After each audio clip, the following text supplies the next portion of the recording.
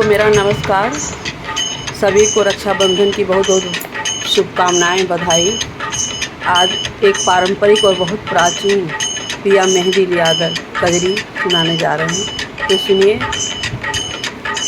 पिया मेहंदी मंगा द मोती झील से, जाके साइकिल से ना।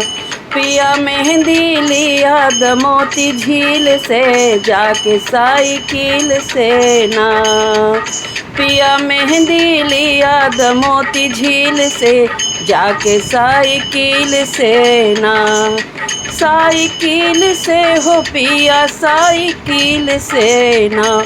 पिया मेहंदी मंगा द मोती झील से, जाके साइकिल से ना।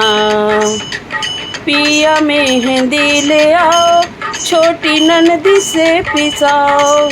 छोटी ननदी से पिसाओ, छोटी ननदी से पिसाओ। पिया मेहंदी ले आओ, छोटी ननदी से पिसाओ। हमरी हथवा में रचा द कांटा कील से, जाके साइकिल से ना। हमरी हथवा में रचा द कांटा कील से, जाके साइकिल से ना। पिया मेहंदी लिया द मोती झील से, जाके साइकिल से ना।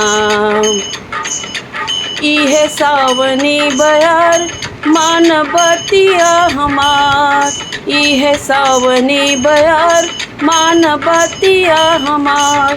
मान बतिया हमार, मान बतिया हमार। कौनो फायदा न निकली दलील से, जाके साइकिल से ना। कौनो फायदा न निकली दलील से, जाके साइकिल से ना। पिया मेहंदी लिया द मोती झील से, जाके साइकिल से ना। पकड़ ले ई बागवान, चाहे कटी है चलान। पकड़ ले ई बागवान, चाहे कटी है चलान। चाहे कटी है चलान, चाहे कटी है चलान। पकड़ ले ई बागवान, चाहे कटी है चलान। हम त तोहरा के छुड़ा ले उकील से, जाके साइकिल से ना। हम त तोहरा के छुड़ा ले उकील से, जाके साइकिल से ना। पिया मेहंदी लिया द मोती झील से, जाके साइकिल से ना। पूरा कैद साज साध मान बतिया हमार। पूरा कैद आज साध मान बतिया हमार। मान बतिया हमार पिया, मान बतिया हमार। पूरा कैद आज साध मान बतिया हमार। हम तो